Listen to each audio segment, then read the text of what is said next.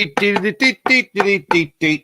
to the show, everybody. This is the Farzy Show, presented by MyBookie, mybookie.ag. Lovely to have you along for the ride. Hope you guys had a wonderful rest of your Tuesday. It's a funny thing with Monday Night Football because a lot of people do shows, whatever. They might not like primetime football, particularly Sunday Night Football. I happen to love Monday Night Football because it's like you really jumpstart your week.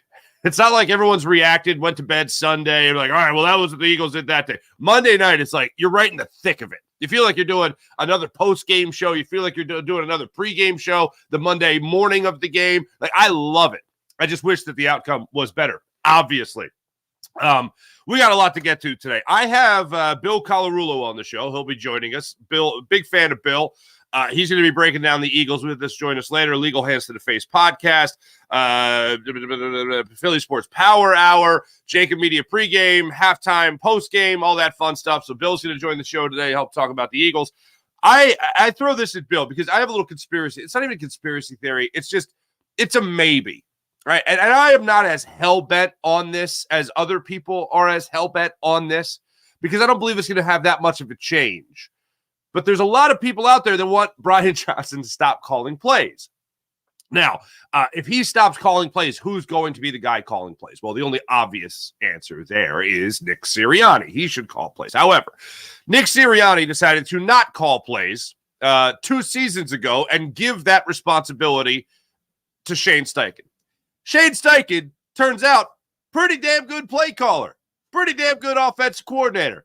Pretty good out there in Indianapolis with Gardner Minshew as his starting quarterback. Funny how that works. Brian Johnson doesn't appear to be so good at it. Now, here's the thing. Nick Sirianni surrendered play calling because he didn't feel like he could oversee the entire team as good as he could, as a head coach should, if he was still calling plays. Plus, the Eagles weren't that good. That's an offense with Nick Sirianni calling plays. Let's not forget that. Now, Brian Johnson is the play caller, and it ain't exactly going great. Now, I don't think that there'll be a huge change. And I know a lot of people will say that Nick Sirianni just doesn't like to call plays. But let me throw this little curveball at you for a second. There is great potential here. And we didn't know that Nick Sirianni ever gave up the play calling to Shane Steichen until later in the season. We didn't know it officially until he announced it at the start of last season. So this is what's interesting to me. He had an inexperienced defensive coordinator in Jonathan Gannon. This year, he had an inexperienced defensive coordinator in Sean Desai. Now he's got, now he's got Matt Patricia as his defensive coordinator, his defensive play caller, whatever you want to call it. I think he'll have a bigger and greater trust for Matt Patricia than he would anyone else that has called plays for him defensively in his brief amount of time as the Eagles head coach. So if that's the way he might feel about it right now, maybe he'll feel like he doesn't need to oversee the defense. Maybe he'll feel like he doesn't need to pay attention as much to what's going on defensively because he has such an experienced and well-accomplished defensive coordinator. I understand. People, that's Bill Belichick's defense. That's Bill Belichick. Well, Matt Patricia was there for a long time, man. And not only was he a defensive coordinator, he was also a head coach. So if you're looking for any semblance of hope that something could change in the overall philosophy of play calling with the Eagles, this might be that little semblance, that little nugget of desperation you might have to see a different play caller on the Eagles, offensively speaking. After they made the change defensively, maybe now offensively it'll be a different story as well as the season goes on. I still very much doubt it.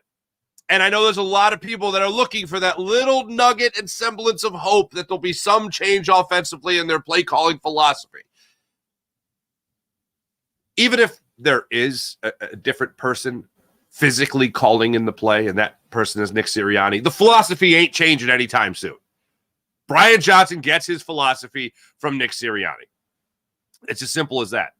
And I believe Nick Sirianni gets a lot of his philosophy from the bean counters in the analytic department of the Philadelphia Eagles that always want to go for that big play. And that's what Bill Colarulo and I get into on the conversation when it comes to always wanting that splash play, because the Eagles have talked many times about going after that big play, that splash play. But they've also talked about the other thing they keep track of is turnovers. If you're going for the big play, if you're really reaching for the big play, if you're, to use Dan Orlovsky's beautiful word that he illustrated the point so wonderfully last week, forcing big plays, well, then you're going to have a lot of turnovers, unfortunately. So you have to find the happy balance. The happy balance is finding Devontae Smith on the underneath route when A.J. Brown is streaking upfield. The happy median is the DeAndre Swift coming out of the backfield, even when you have maybe Devontae Smith on a go route. That's the happy median between those two. Not always going for the home run, especially when you're playing a team like the Seattle Seahawks. Some of those throws were like they were trying to put away the 49ers. It was like they were trying to put away the Cowboys. It's the Seahawks. You can afford to be, to practice temperance, maybe, as you're going down the field. So that's something we'll get into because it is rather bothersome. I know some people are annoyed by it. I know some people, like I said, are still looking for that semblance of hope that they'll change play callers offensively. I still don't think it happens. And even if it does, I don't think it'll be a huge change. But if you're looking for that little bit of hope, the fact that the Eagles have the most accomplished defensive coordinator they've had since Jim Johnson or Jim Schwartz too. I'd say they're looking pretty good. Here's some percentages that I ripped off of Sports Center. I thought you might be interested in here. Percentage of chance here to win the NFC East for the Eagles based on Week 16 results, according to ESPN Analytics. So, going into Week 16, Eagles have a 75% chance to win. The Cowboys have a 25% chance to win if both win this coming Week 16. Dallas wins, Philly loses. Dallas's percentage to win the NFC East goes up to 91%. Good God, y'all. Eagles drop down to 9% with a loss and a Cowboys win. Philly wins this weekend and Dallas loses. Eagles jump up to 81%. So a Dallas loss against the Miami Dolphins and an Eagles win over the New York Giants jumps them up to an 81% chance. Both lose. The Eagles, how about this? The Eagles drop all the way down to 26% chance to win the NFC East. The Cowboys jump up to a 74% chance. If both lose this weekend, Eagles win, Dallas loses, Eagles 81% chance. They both win. It heavily favors the Eagles. Oh, good God. This is where we're at. The Eagles were 10-1 a couple of weeks ago. And yet this is where we're at. It is a very depressing feeling. And I had the feeling really all throughout the Eagles, great 11 games, right? Well, 10 games out of their first 11 where they were 10-1, where it just felt like, they weren't that far away from being a team that was looking up at the Dallas Cowboys in the NFC East. They obviously weren't that far away from looking up at the San Francisco 49ers as a team that they were looking up at for the number one spot in the NFC. So why are we here? How'd they get here? Have they been this way really all season long and just gotten the good fortune? That conversation came up on the post-game show, and actually Bill that brought it up. Is this who the Eagles have been all year? A team that has benefited from just great fortune. And you can certainly look at a lot of instances this season where they have gotten those bounces. And I think I brought this up on yesterday's show, and I honestly can't remember. I didn't write it down, and usually I'll write stuff like this down. But the way the game ended, I definitely did. I definitely brought this up. But the way the game ended was a great microcosm of the entire season. The way the game ended against the Seattle Seahawks was a great little representation of, look, these are the things that went right for you for the vast majority of the season, but now down the stretch, you ain't getting these breaks. An example of it that is perfect is the way the game ended with the interception at the end of the game against Seattle, and the foot was it was called down just by an inch or a half an inch, a centimeter, and the interception was it stood, and the Eagles lose the game. Their last possession of the game. It's their last play of the game. Well, against the Commanders earlier in the season, the Eagles are able to escape it thanks to Reed Blankenship's arm keeping up. I keep thinking it was McLaurin's foot that should have been down. It wasn't, and he ends up going out of bounds and doesn't make the catch. Also against the Commanders, they try to air it out to A.J. Brown. It ends up allowing the Commanders to come back and force overtime.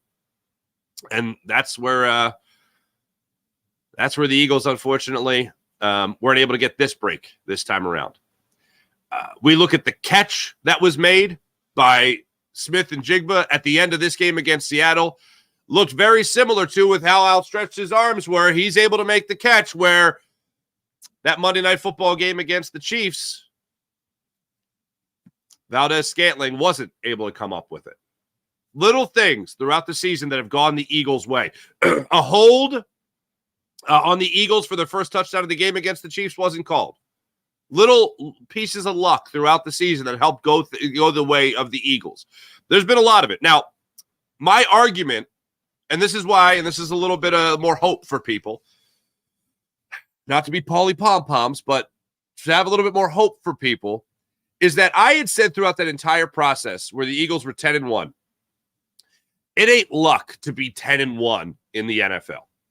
You could have a lucky stretch, and the Eagles had certainly had that. But the best team that they played, other than a divisional game against the Cowboys, which they won, which, yeah, the Cowboys came up an inch short at the goal line trying to score a touchdown, and Dak Prescott came in and a couple of inches short, stepping out of bounds on a 2-point conversion. Well, that goes a little bit of a different way, and maybe we're not talking about the Eagles splitting with the Cowboys this year. But to be 10-1 is no accident at the NFL level. They had the third highest scoring offense in the NFL. Think about that. They were on pace at one point for another 60-plus sack season, and then that went out the window. I don't think this was all luck. The reason I bring it up is because when you listen to Jalen Hurts after the game, he talks about getting through it, that there's a light at the end of the tunnel. If you're a player, you absolutely have to believe that. But if you're an outsider like us and you're looking in on it and you're not in the locker room, you're not playing, you go, yeah, I don't know how you guys pull yourself out of this one. But if you're looking for that light at the end of the tunnel, the 49ers, they lost to the Browns. They've lost to bad teams. They had a 3-game losing streak this season. The Cowboys, I still don't think they're as good as the team that played against the Eagles on that Sunday night in Dallas, where the Eagles only put up 13 points, didn't get in the end zone offensively, and their defense allowed 33 points to these Cowboys. I don't think they're as good as that Cowboys team that we saw. They're also not as bad as the Cowboys team that ended the game against the Eagles. If the Eagles and Cowboys somehow fight in the playoffs, it is going to be one hell of a game. I would love to see the Eagles be able to host that game, and the only way they do it is if they win the NFC East. But as the season winds down, and the Eagles are looking at this like they're just in a rut, and that's what I'm crossing my fingers for, and I would love, I need down the stretch here, absolutely need to see the Eagles have one blowout laugher of a win in these last 3 games. I would love for that to be Christmas Day. I would love for Jalen Hurts at the end of this game coming up here Monday against the Giants, for Jalen Hurts to walk off the field after a 41-10 win over the Giants to say, Philadelphia, Merry Christmas. Pull a little Jeff Garcia. You know what I'm saying? I would love for that to happen, but I don't have any confidence right now that that's actually going to happen. I got confidence they can win. I got confidence they will win. But I don't think they're going to give us what we want in a blowout victory. So that's a little bit of a horrifying thought. But the optimist in me says that this Eagles offense is waiting to explode. The defense, on the other hand, I'm still not sure about. That's as optimistic as I want to be with Matt Patricia. I just can't be all that optimistic. And then we get to these haunting words, as I'll describe it, with Jalen Hurts. And I know I played this for you yesterday, and you'll hear it again in the Bill Colarulo interview, but these are haunting words from Jalen Hurts postgame. Here they are again. Jalen Hurts talking about the commitment to the process. I know it starts with me, and we got to pick ourselves out of this. I ain't really too fond of the you know, you practice the same habits, you're getting the same results, and we have to make a internal change in how we attack things, how we come to work every day. You know, it starts with the little things, how committed we are to doing what we're doing, and that all starts with me, the quarterback. And so, you know, it's a challenge that I'm embracing. I have embraced, and, you know, as tough as these times are, I still see light at the end of the tunnel. Obviously, he still has hope. He hasn't lost hope. He hasn't lost faith. Trying times, certainly. Looking at the end of the tunnel, seeing a little light down there. All right. Hopefully, that's not the Eagles being on life support. You know what I'm saying? I see a light. The Seahawks are putting us there, but it really is an awful thought to think that guys are just going through the motions right now, because that's what I hear in Jalen Hurts' haunting words. The guys are just going through the motions. They're not into it. They feel like they lost their mojo, and they don't know how to get it back. I think it's an amazing thing that you have leaders on this team like you do. And I think one of the reasons the Eagles have been able to get off the 10-1 starts over the last 2 seasons, a huge reason for it, is the leadership on this team. And I know some people might think that's high school Harry BS, but there's a mental aspect to this game that I'll talk to professional athletes about that the common mortals such as myself just can't comprehend. The amount of focus it takes to get through any season at any level in any league, but most notably football, because you only got 17 of these things to prove how good you are. If you lose focus during that stretch, it's pretty much over. Then you can have a rut, and yeah, maybe you can pull yourself out of it. And the Eagles got 3 games here left on the schedule that should very well be able to pull themselves out of the rut. But if you lose focus and you lose determination, you lose purpose, which is also what it sounds like. Oh, man. All right. Well, hey, congratulations on clinching a playoff spot. It's going to be a really short ride in that postseason. And that's where we are right now with the Eagles. But I have a very difficult time thinking that this locker room can walk around Jason Kelce, Fletcher Cox, Brandon Graham, Lane Johnson, and yes, even Jalen Hurts, who these guys and the older veterans on this team have respected since day one. I have a really difficult time that the rest of that locker room can walk around those guys with their heads down thinking that it's already over. And I have a very difficult time thinking that either one of those 5 guys I mentioned won't give them the old, hey, what the hell are you thinking? Let's go. This ain't over. We still him? Huh? I don't know. Does that work? I don't know. But I have a difficult time thinking that they can walk around with their heads down in the locker room and those leaders won't say, hey, dude, this ain't over, man. Let's keep this going. We have an opportunity here to show the rest of the league how good we can really be, to show that we can click it into high gear and be playing good football, get a couple of get-right games under our belt before we go into the postseason. If you're the Eagles and if you are Paulie Pom-Poms, if you're the person looking for that hope going into the postseason, there it is right there. These last 3 games are an opportunity for you to get right. You got to treat them as very meaningful preseason games, essentially. Like if the preseason mattered, that's what you got to look at these games. The Eagles need that practice. And I would love to see the Giants give them that opportunity. I'd love to see the Cardinals give them that opportunity. I think that Cardinals game is going to be tough. I hate to say it. But if you saw the highlights of Christian McCaffrey on the Manning cast, just calling plays before the Eagles ran them, yeah, we had one of them again. And I was just talking about that a couple of weeks ago. It was last week when Derek Gunn made the predictable comment.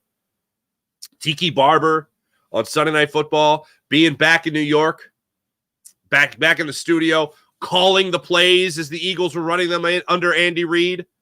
Kevin Cobb coming back with the Cardinals all those years ago. Yeah, Kevin Cobb, good morning. Him coming back with the Cardinals and calling the plays on the Cardinals sideline as the Eagles were running them. Chip Kelly's offense being called predictable. It seems that we're back in those stages again. Christian McCaffrey, who just played the Eagles, calling out the plays on the Manning cast. Not a great look for this Eagles offense. And also, not a great look when you're about to face your former defensive coordinator. As I was telling you guys last week, the worst time you could be predictable is right before you have a division opponent twice. You're going to face the New York Giants by week 18 5 times. In week 18, we'll mark 5 games against the Giants in the last 2 years. I know it's only one more than you would have anyway, but that's still a lot of games. That's a bad time to be predictable. I think Wink Martindale's not going to crack a code on the Eagles. You know what I'm saying? And then you have your former defensive coordinator thrown into the mix there as well. Not great. Not great. Now's a good time to be less predictable. And you know what I would like? Give me a little bit of this again. Give me a little bit of the motion that we saw in the first drive of the game. Give me a little of that slide out on that. If you have to run the tight end screens, which I think the Eagles they just have to run tight end screens, man. If they don't run tight end screens, oh God, I don't know what's going to happen, but maybe the world will explode. But they have to run. If they have to run them, if you're going to run them, maybe run it like the first one you ran to Dallas Goedert, where you had a little bit of motion, where he was coming back behind the blockers. Or what Seth Joyner loves pointing out is maybe you put the wide receiver in motion a little bit, get a little momentum going, and then you come in again with him running behind Dallas Goedert, who's making a block. Why you have Devontae Smith making that block? It making no sense. It making no sense. Maybe that's what you do. One more note on this Eagles team. I think, I don't know, maybe I'm the only person that cares about this, but I do believe in kindness and mercy. The Eagles made a change going from Sean Desai to Matt Patricia, and yet they still had Sean Desai out there doing the press conference as the team's defensive coordinator. That's cruel and unusual. Hello, person with no power. What do you want to do in this game? Well, I don't know. I don't know. I'm not the guy calling plays. Oh, okay. Interesting. Jeff McClain put this out. According to a source, in case there's any uncertainty about which coach will handle the Eagles defensive coordinator news conference this week, it will be the guy in charge of the defense, Matt Patricia, and not the defensive coordinator, Sean Desai. From what I understand, that's what Jeff McClain says. Desai answered questions last week, even though he was no longer in charge. Although most of the questions were about the previous game, that ultimately led Nick Sirianni to demote him. All in the name of competitive advantage that apparently the Eagles didn't capitalize on, or did it really matter at all? I love Jeff McClain. He does a phenomenal job. Yeah, that would have been, after they neuter Sean Desai, putting him up on the podium to answer questions, probably not a good look. Probably not a good look. Not for him. Not for him. So that's where we are right now. I look forward to hearing. I haven't gotten the, not breakdown, but I haven't gotten the schedule yet for the Eagles upcoming week. I assume I'll be getting that today. Let me give one more look at my email. But I assume the press conference will again be tomorrow. Nick Sirianni will most likely address the media today. And then we'll hear from Matt Patricia probably tomorrow with another Monday game coming up. All right. Without one last thing here, ladies and gentlemen. The Flyers got another win yesterday. Take a look at the schedule here. So down below is the 3-2 overtime victory. That was last night's game. But look at this schedule right here, this quick slate of games for the Flyers. Look at these dubs. Look at these dubs. Look at these overtime losses, unfortunately. Okay? The Flyers, 11 games. In their last 11 games, they've had 7 games. 7 of their last 11 go to overtime. Good God, man. Good God. But if you look at these games, let's see here. 1, 2, 3, 4, 5, 6, 7, 8, 9 game point streak for the orange and black. You love to see it. All right, without further ado, we're going to bring in our friend Bill Colarulo here, talk about the Eagles a little bit further. So here's our friend Bill, ladies and gentlemen. And joining us right now, the Rothman Orthopedics guest line from Legal Hands to the Face podcast, as well as the Philly Sports Power Hour on Jacob Media Sports, as well as the pregame show, halftime show, and postgame show on Jacob Media as well. Our friend Bill Colarulo. Bill, how you holding up, buddy? I'm trying, man. I'm trying, Farzy. I said it this morning. My anger has now switched to depression because reality is setting in that any hope we had for this team of repeating I think was completely extinguished last night in Seattle, unfortunately. Mm-hmm. Yeah, so you're going through the stages of depression, I guess, the staging of angst. I don't know even know how you would describe it. I know you don't like to focus on what players say, and you're really good at breaking it down, of course, as far as the X's and O's go, and obviously reading the situations that happen within the Philadelphia Eagles and football in general. But there was something said last night that we focused on, and I feel like there is a bigger quote out there. And we don't have the luxury of being able to listen to the head coach afterwards. We have to read tweets from people or whatever the case may be. But there was something said last night, and it was the commitment subject that Jalen Hurts brought up in his press conference. But then when he was not pushed on it, but asked to explain it a little further, this is what he said. And this is the most troublesome thing. And I want to get your take on it. Take a listen to this. There's a role in it.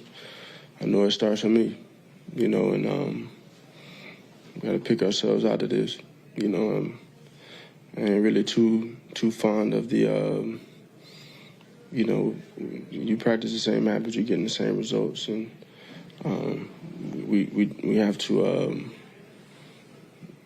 make a internal change in how we attack things, how we come to work every day. It starts with the little things, how committed we are to doing what we're doing. So that's what he was kind of explaining a little bit further upon what the commitment comment was in general. So you look at Jalen Hurts, you listen to Jalen Hurts there, and he's talking about this team not practicing hard enough, not committing enough to the schedule that they have. He's talking about internal changes, and I jumped right to, maybe a new play caller offensively. That's not what he was talking about at all. It seems like he was more talking about the team's attitude, concentration, and commitment as the season goes on. What do you get out of that? It was really interesting because Jalen Hurts is so reserved in what he says. And when he does say things, there's usually a plan behind it. I don't think he just misspoke by using the word commitment. So it was really interesting, especially coming off a really bad performance by him, to then say, hey, the team needs to be more committed. So, look, we've now seen a couple of leaks coming out of that locker room. One of the things we've always talked about with this Eagles team is how great of a culture they've had under Nick Sirianni, how good of a culture they have with Jalen Hurts at the head. But then something gets reported to Derek Gunn last week on our post-game show. Our offense is too predictable. Well, that's some bad signs if that's getting leaked to D Gunn. Now Jalen Hurts saying they're not committed in how they practice. They're not practicing the right way. The things you do in practice are going to come out onto the playing field. So I'm concerned. This is where you've said before, talking about Nick Sirianni, what exactly do you do here from Office Space? And now Nick Sirianni needs to step up and show us exactly what he does here, because this thing has a real chance of going off the rails really quickly when you start to see cracks in the foundation like this. Jalen Hurts talking about commitment, leaks coming out to Derek Gunn, players retweeting fans and analysts. It's not just Darius Slay anymore. Now you have A.J. Brown doing it. These guys need to get their shit together. Sorry, am I allowed to curse on your show? Absolutely. Yeah, we're just a couple of guys talking. Absolutely. Get their stuff together. Excuse me, there, Farzy. You could feel the frustration coming out, my man. But, it's interesting because this is not something we've seen under Nick Sirianni and Jalen Hurts. So we'll see what happens over the next week, but it's going to be fun to watch. I guess you could call it fun. Yeah, look, as down as I am on this team, and I'm in a similar situation to you as far as just like what the hell is going on, going through the depression, the anger, and all that stuff. I don't see them losing twice to the Giants, and I don't see them losing to the Cardinals, but I could see it happening. I don't predict it. I don't think it's going to happen. I think they're going to get their you-know-what together before then, as you pointed out. But I want to go back to the that favorite quote of mine that you referenced there with the what does it say you do here? Forget about what he does here. What is he going to do here in Philadelphia? Because you've already fired your defensive coordinator, and one of the many things I don't like about that is, okay, so let's say you lose again. Then what? Who gets fired after that? When the offense fails to capitalize on opportunities and fails to beat up on one of the worst defenses in the NFL, what happens next? Does Brian Johnson get fired? Does a quarterback's coach get fired? Does a running back's coach get fired? What the hell happens next? So forget about what he does here. What is he going to do here? Well, first of all, I just tweeted it out, and I've been saying it for a couple of weeks. I think they made the mistake of making a change at the wrong coordinator. Sean Desai was the scapegoat on that defense. They lack the personnel. That falls on Howie Roseman and his scouting department. I've talked about it at length. They have missed time and time again on defensive players in the draft. They know how to draft defensive tackles. But if you look at the last 4 years, I'm not counting this year's draft because you saw, as promising as these guys are with Sidney Brown, they're raw. You can't expect your rookies to come in on a Super Bowl contending team and have that many rookies contributing. So what you have to do is look at the last 4 years and say, hey, do we have any players on defense that can contribute while they're still on their cheap rookie contracts? And outside of the D tackle, they've missed time and time again.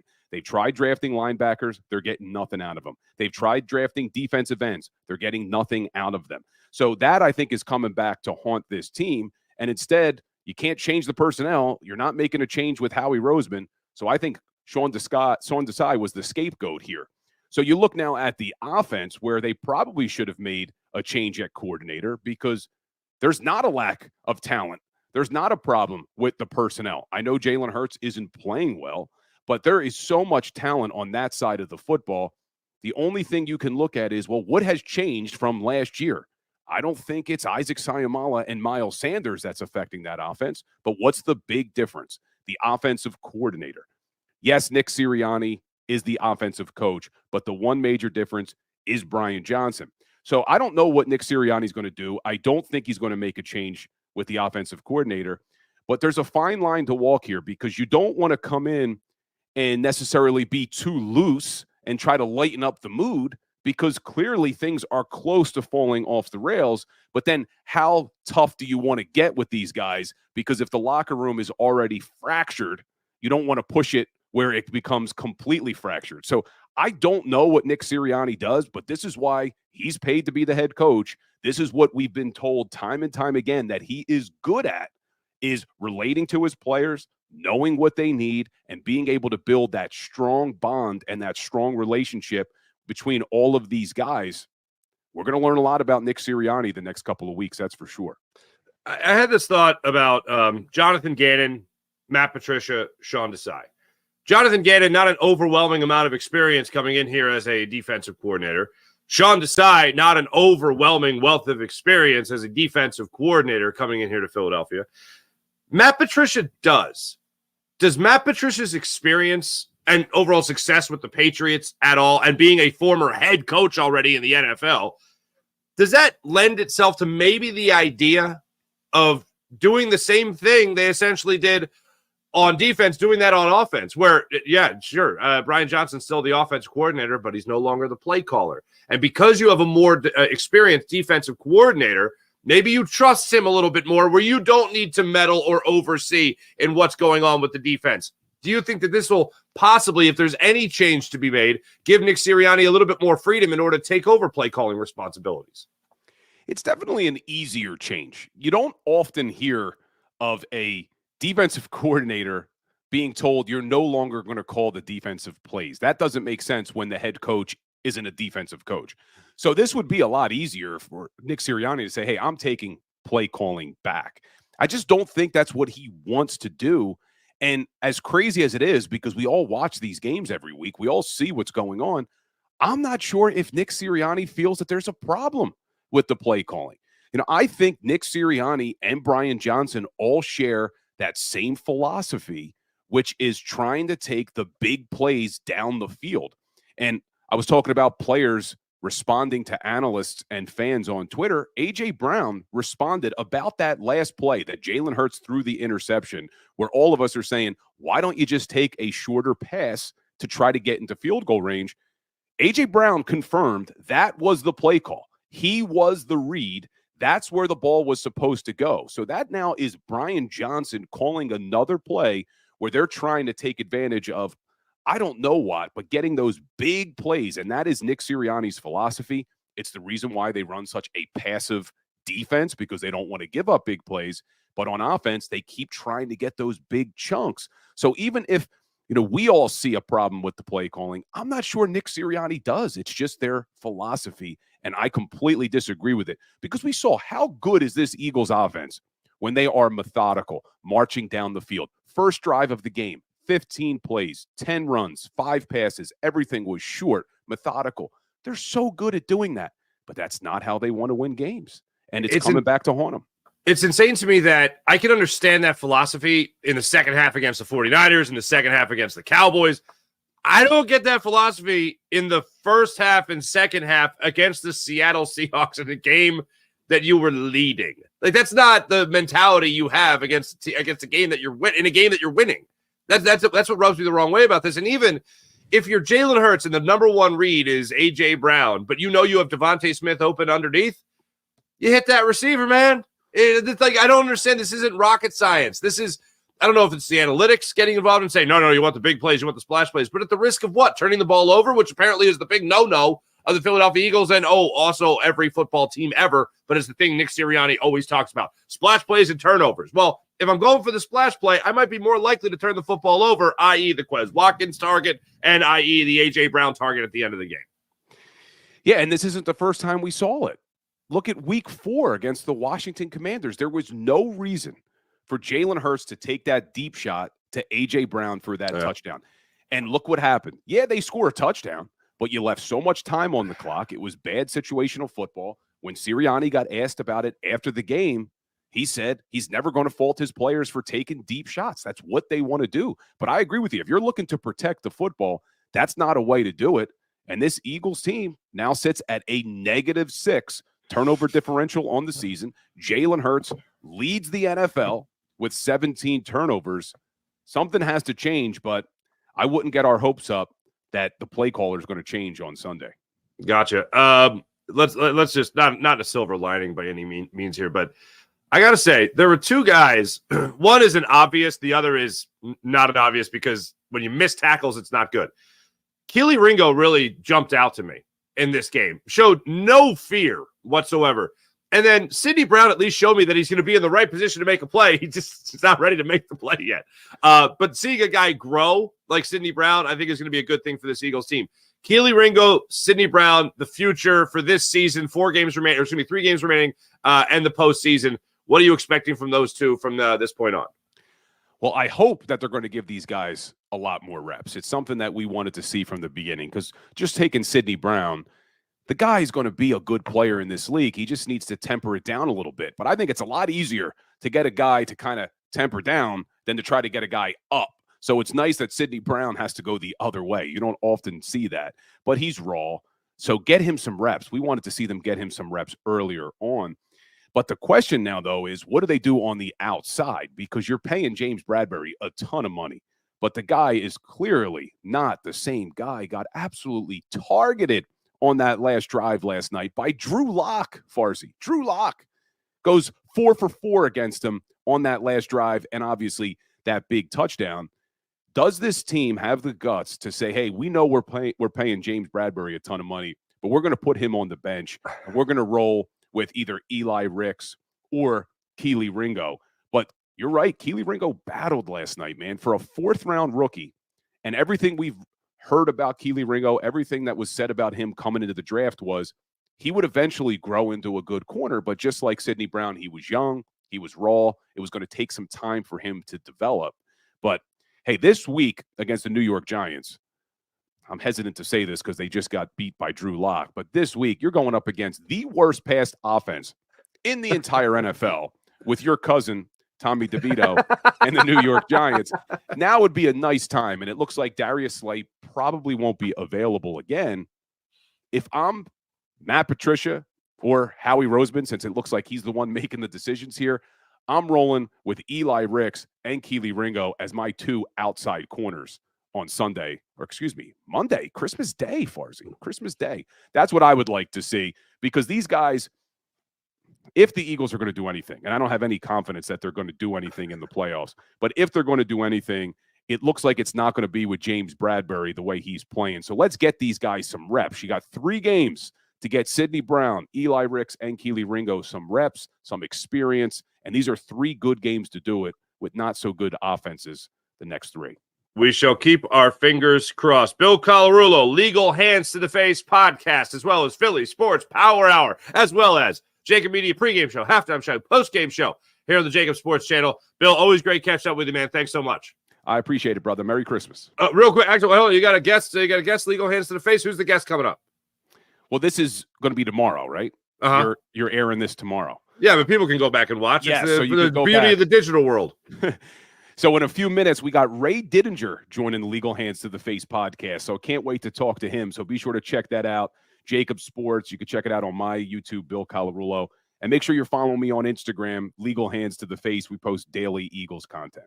Ray Didinger is the absolute man, no question. Bill, great catching up, brother. Thanks so much. Thank you. Merry Christmas. Merry Christmas, brother. How about that? Bill Colarulo joining the show. Again, Legal Hands to the Face podcast. Much appreciated. And yeah, Ray Didinger, make sure you guys check that out. Yeah, that's the beauty of digital. That's the beauty of digital world.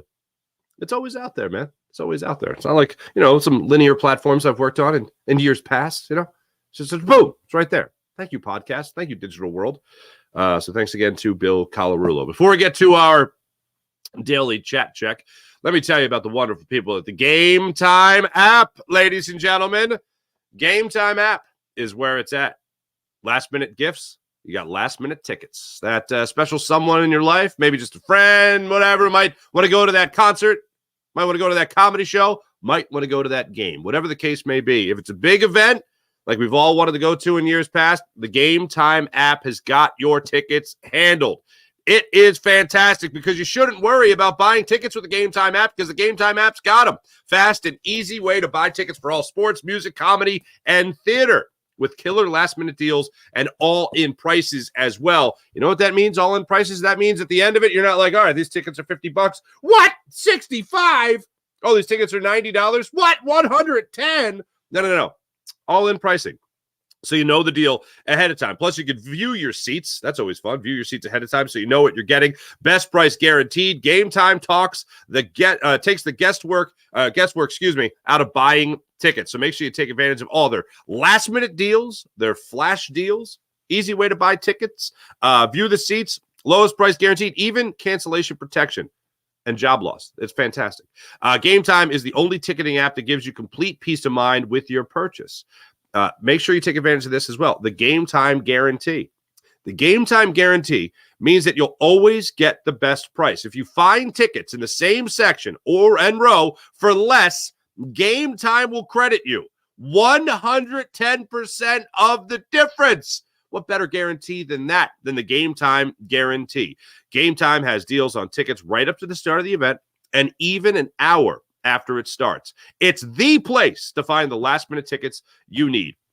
And it's great, just in time for the holiday. And how about this? $20 on me on your first purchase. Take the guesswork out of buying those tickets. When you take the guesswork out, you make sure you get exactly what you want.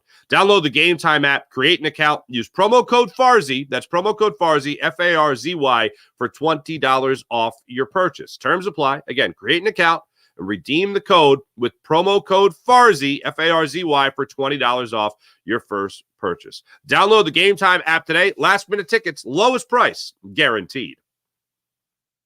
You ever heard of Manscaped? Of course you've heard of Manscaped. Santa baby coming down the chimney for you. You know what I'm saying? This season, fresh cuts, you kind of need it. You kind of need it. And the people at Manscaped want to make sure that you have a great stocking stuffer with the Lawnmower 2.0. The Lawnmower 5.0 Ultra. You want to make sure you're well-kempt, right? Especially if you're getting romantic around the holidays. Manscaped has you covered. And they're starting with the Lawnmower 5.0 Ultra. This is the crown jewel of the holidays, and I dare you to say it's not the best ball trimmer of all time. Merry Christmas. The electric razor's advanced skin-safe technology is a lifesaver, literally and figuratively, and known for reducing the risk of nicks and cuts on Santa's old sack. That's the promotion. You're welcome. The fun doesn't stop there, by the way. Anybody in the family has a little too much scruff? Look no further than Manscaped Beard Hedger and Pro Kit, as well as their handyman electric face shaver for all his facial hair needs. Dad, does he have that nasty nose hair? Save the day with the Weed Whacker 2.0 nose and ear hair trimmer. Is there boxer game week? Take care of those chestnuts with Manscaped. Manscaped Boxers 2.0, featuring their signature jewel pouch to keep you calm, cool, and collected. All with the glory of Manscaped. Nails not looking so great? Manscaped also has you covered with that with the Shears 3.0 nail grooming kit. Now, here's what you can do. If you want 20% off this incredible package, yeah, that's right, 20% off and free shipping, use promo code FARZY20. You see it in the crawl.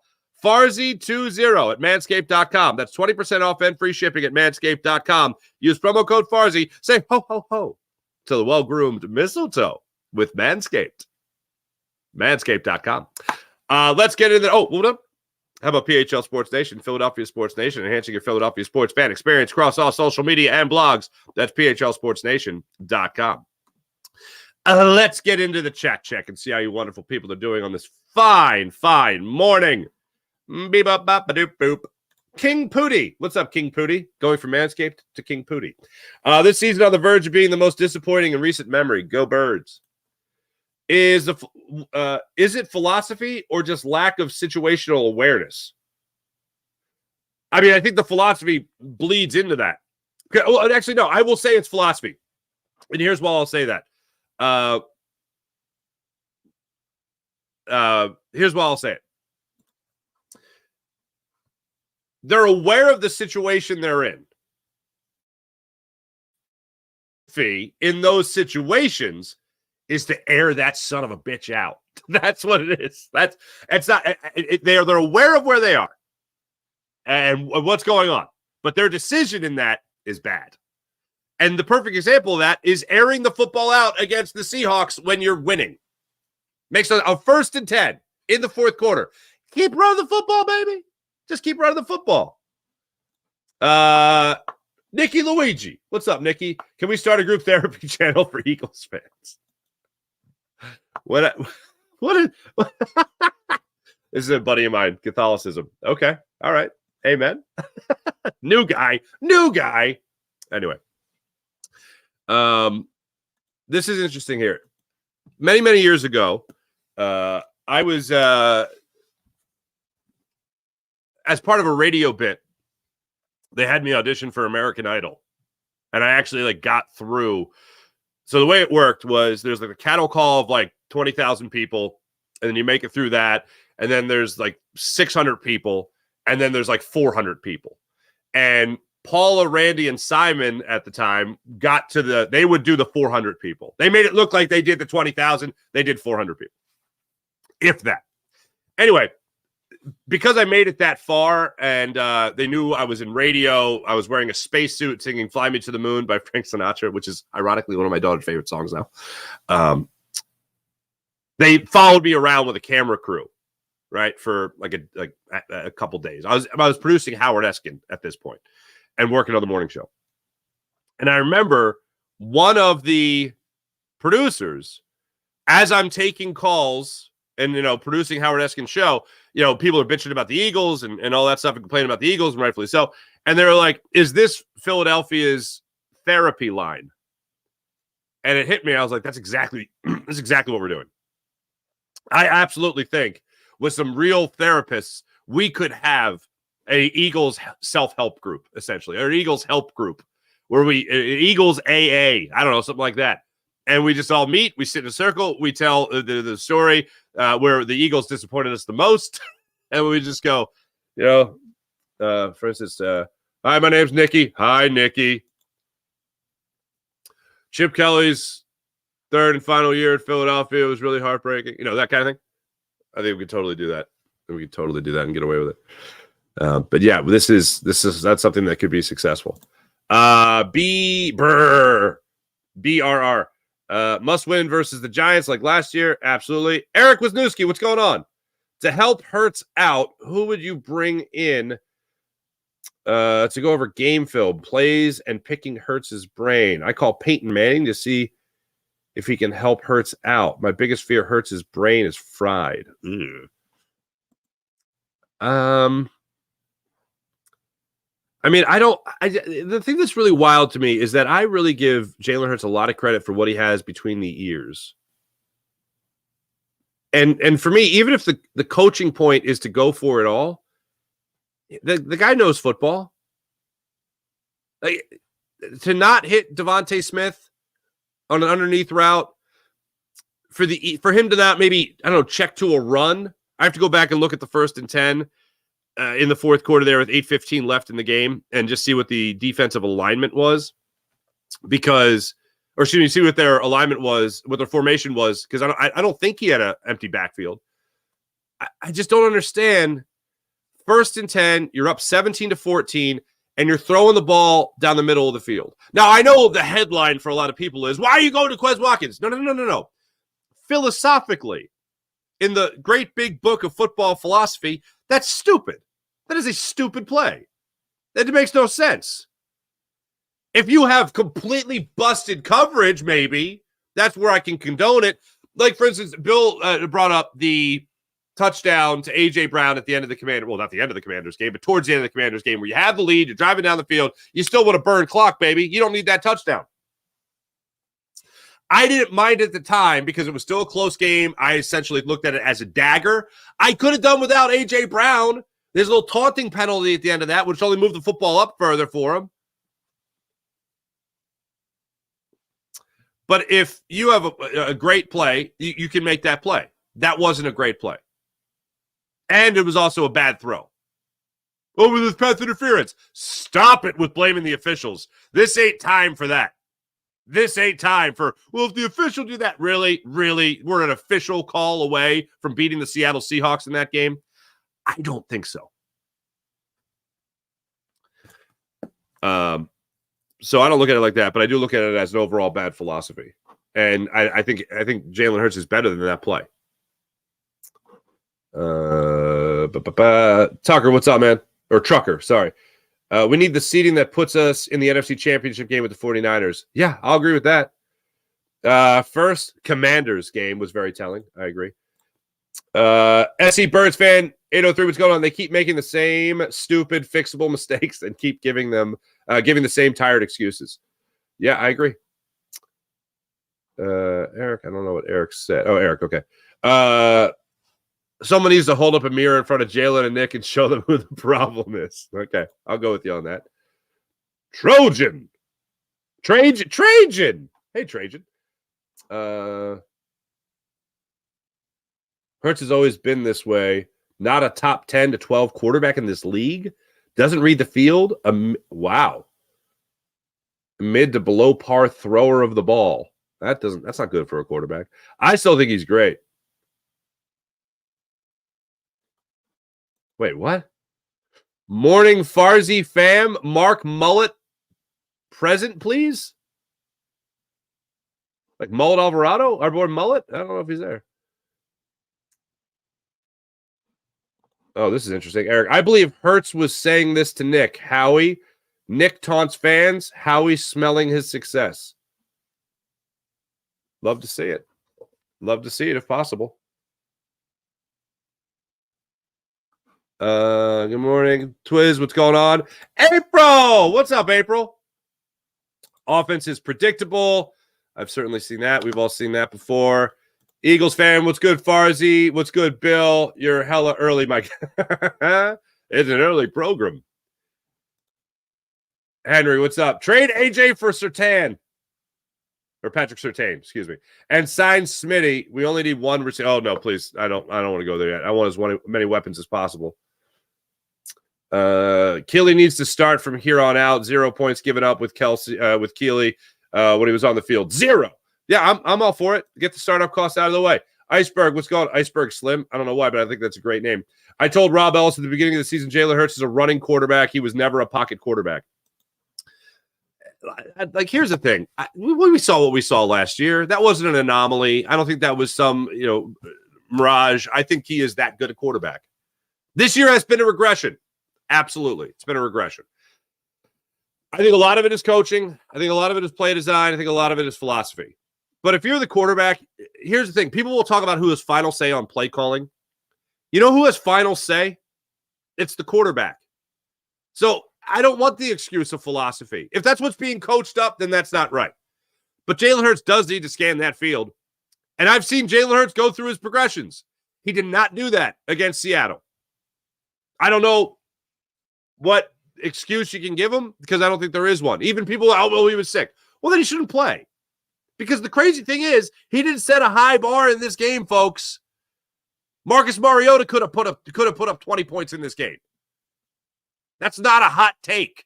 With this offense, with these weapons, Marcus Mariota could look pretty good. Drew Lock, with those weapons, could look pretty good. To the tune of a 92-yard scoring drive to win the game.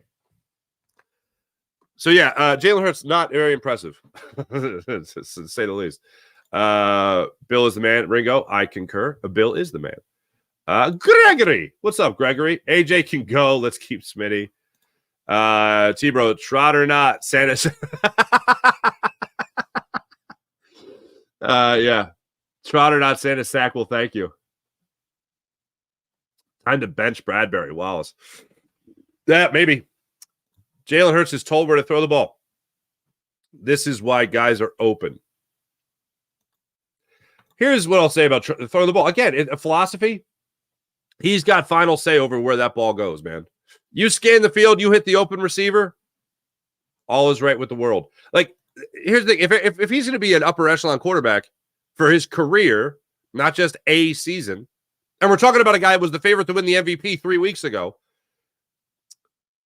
then I've never heard Aaron Rodgers come off the field and be like, oh, well, that's what they told me to throw.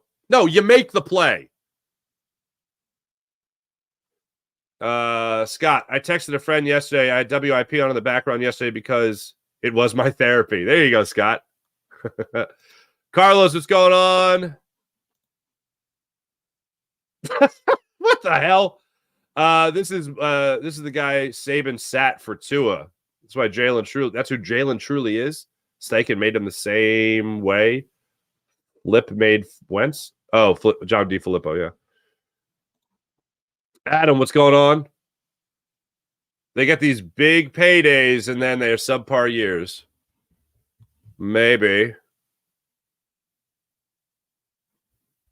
Yeah, AJ, I was not impressed with Shaq Leonard either. No, I don't think anybody was. What's going on? Philly's secondary can't make top 400, says Simon Cowell. You're awful. Eagles. Philly's secondary can't make top 400, says Simon Cowell. Yes, it's Mullet checking in on Twitter. What's up, Mullet? You still got your Okinawa script there? That's pretty cool. Mullet was in, for the first, I guess, year of this show, Mullet would comment in, living in Okinawa. Yes, that Okinawa of Karate Kid 2 fame. Let's see. He don't have authority that he is told where the ball is going. Man, I hope not. You can tell me where the first read is, but if it's not there, man, you can't do it. But Iceberg, thanks for the comments. Appreciate everyone in the chat. You guys are fantastic as per usual. Let's get into the morning rush brought to you by Sky Motorcars, skymotorcars.com. What do we got tonight? All right. Here's what we got. 76ers are in action tonight. 7 o'clock tip-off in South Philadelphia. They are playing host to the Minnesota Timberwolves, who, if you haven't seen it, are pretty damn good at basketball this season. They are 20-5, first in the Western Conference. The Sixers did play them back on November 22nd, and they lost that game 112-99. Joel Embiid did not play in that game. Anthony Edwards did play in that game with 31 points dropped in that one. So, yeah, hopefully this will be a little bit of a different story with Joel Embiid in the game in front of the hometown crowd. Also in that game, Tyrese Maxey did play 16 points, 8 boards. Marcus Morris was your starting center in that game, and Paul Reed played 26 minutes with 10 points scored in that one. That's what's going on tonight. Your Philadelphia Flyers that we highlighted earlier in the show. Yeah, that's right. Flyers talk, baby. They're going to be going for their 10th straight game by earning a point. 10th straight game earning a point when they drop the puck in South Philly tomorrow against the Predators at 7 o'clock. Thanks for watching. Thanks for listening. You guys are phenomenal as per usual. This is the Farzy Show presented by MyBookie, mybookie.ag. Have a great rest of your day, everybody. Be back with you guys tomorrow for another edition of the Farzy Show, Thursday edition. See you guys then. Bye.